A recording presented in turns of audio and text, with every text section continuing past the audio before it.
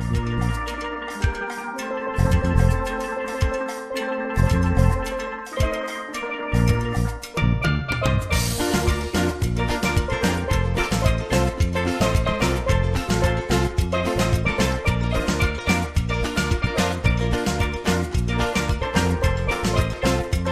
અખિલ ભારતીય કચ્છ કડવા pattern Greenland council Kutch રિજિયનની અંદર આજે વાર્ષિક સામાન્ય સભા અને બપોર પછી આપે વિદ્યારત્ન એવોર્ડ છોકરાઓ અને છોકરીઓ માટેનો આપે સરસ્વતી સન્માનનો કાર્યક્રમ રાખેલો છે.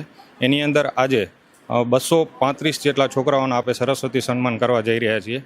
એના મુખ્ય દાતા આજે DS Patel and company, city glass, એવી રીતે આપે 11 દાતાઓને જોડે લઈ અને આજે સરસ્વતી સન્માનનો કાર્યક્રમ કરવા જઈ રહ્યા છીએ. 235 વિદ્યાર્થીઓને આપણે સન્માન કરશું કચ્છ રિજિયન પૂરતું.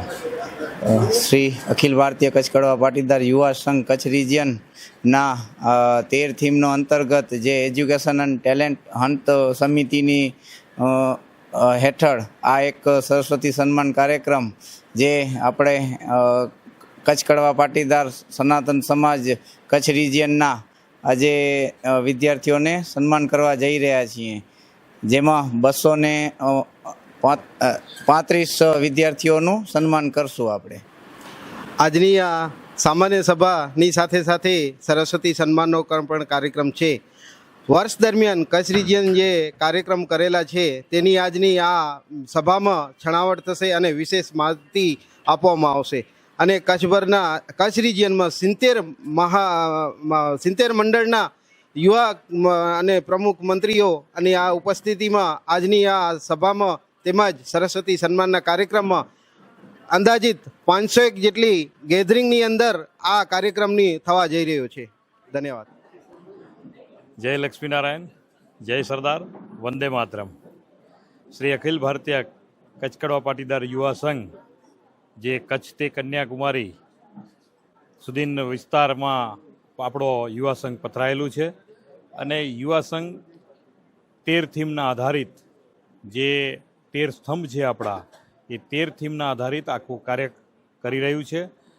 વિવેક જે આપણી સરકાર, કેન્દ્રીય સરકાર જે આપણી જે રીતના વિકાસ 1947માં 247 જે લક્ષ્યાંકો એ નક્કી કરે છે એ જ રીતના આપણે પહેલાં ચિંતન શિબિર કરી હતી. ચિંતન શિબિર આપણું મિશન 2020 હતું અને અત્યારે સોમનાથ દાદાના સાનિધ્યમાં અત્યારે અમે લક્ષ્યાંકો નવા બનાવ્યા છે મિશન 2040ના.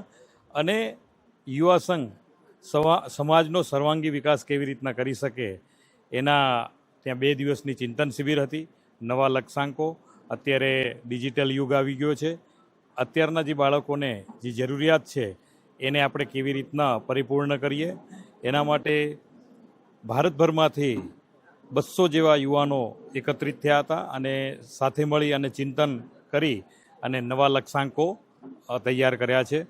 હવે આપણે સમાજને મિશન 2050 આપણો સમાજ કેવો હશે એનો એક પડાવ એટલે આપણે મિશન 2040 એક પડાવ રૂપમાં આપણે એક નક્કી કર્યો છે. જેમ દેશનો વિકાસ કરવો હોય તો એના માટે કોઈક લક્ષ્યાંકો હોવા જોઈએ, એવી જ રીતના આપણે સમાજને જો આગળ લઈ જવી હશે તો એના માટે પણ આપણે ચિંતન કરવું ખૂબ જરૂરી છે અને એના પણ કોઈક લક્ષ્યાંકો ખૂબ જરૂરી હતા. તો બધા સાથે મળી સોમનાથ દાદાના સાનિધ્યમાં દરિયા કિનારે ખૂબ સરસ મજાનું ચિંતન શિબિર કર્યું અને એની અંદર એનું જે નામ હતું એ શિવામૃત મંથન ચિંતન શિબિર હતું.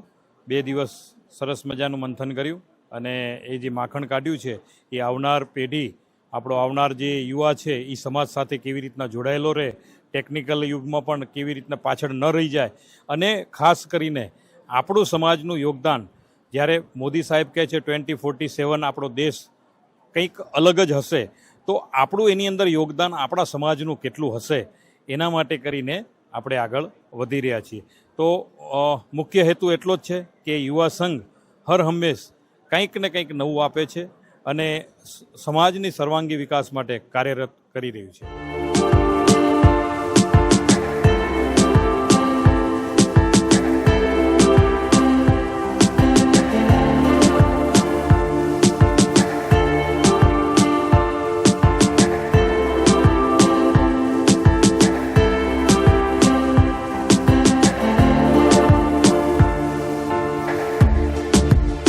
આપ સૌને નમસ્તે.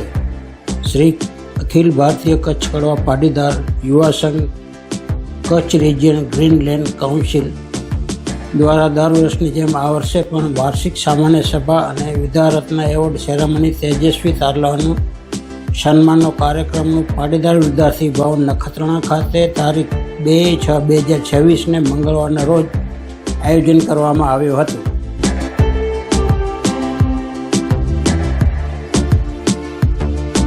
ધોરણ 10-12 commerce, art, science, graduate, post graduate, diploma, doctor, PhD degree, વિશેષ સિદ્ધિ પ્રાપ્ત કરનાર વિદ્યાર્થીઓના સન્માન તેમજ રમત ક્ષેત્રે તાલુકા, જિલ્લા તેમજ રાજ્ય સ્તરે 1, 2, 3 નંબર લાવનાર ખેલાડીઓના સન્માન કરવામાં આવ્યા હતા. સૌ પ્રથમ ગ્રીનલેન્ડ કાઉન્સિલના ચેરમેન શ્રી વિપુલભાઈ ધનાણી અને યુવા સંઘના હોદ્દેદારો, સમાજના હોદ્દેદારો અને મહિલા સંઘના હોદ્દેદારો તેમજ દાવતાઓના વરદ હસ્તે દીપ પ્રાગટ્ય કરી કાર્યક્રમની શુભ શરૂઆત કરવામાં આવી. આ પ્રસંગે સેન્ટ્રલ યુવા સંઘ પ્રેસિડન્ટ શ્રીમાન જગદીશભાઈ લીંબાણી ખાસ હાજર રહ્યા હતા.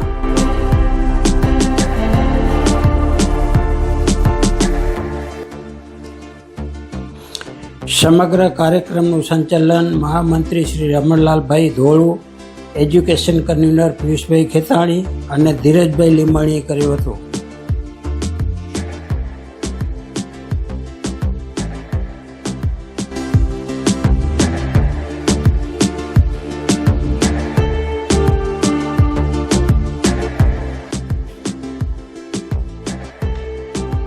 સન્માન મેળવનાર વિદ્યાર્થી તથા તેમના વાલીઓના ચહેરા ઉપર ખુશીની લહેર દેખાતી હતી.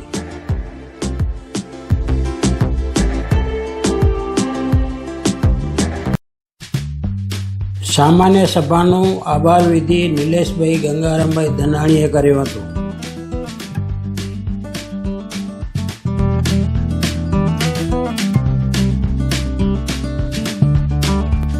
જ્યારે સરસ્વતી સન્માનની આભાર વિધિ એજ્યુકેશન સમિતિના સહ કન્વીનર શ્રી ધીરજભાઈ લીંબાણીએ કરી હતી.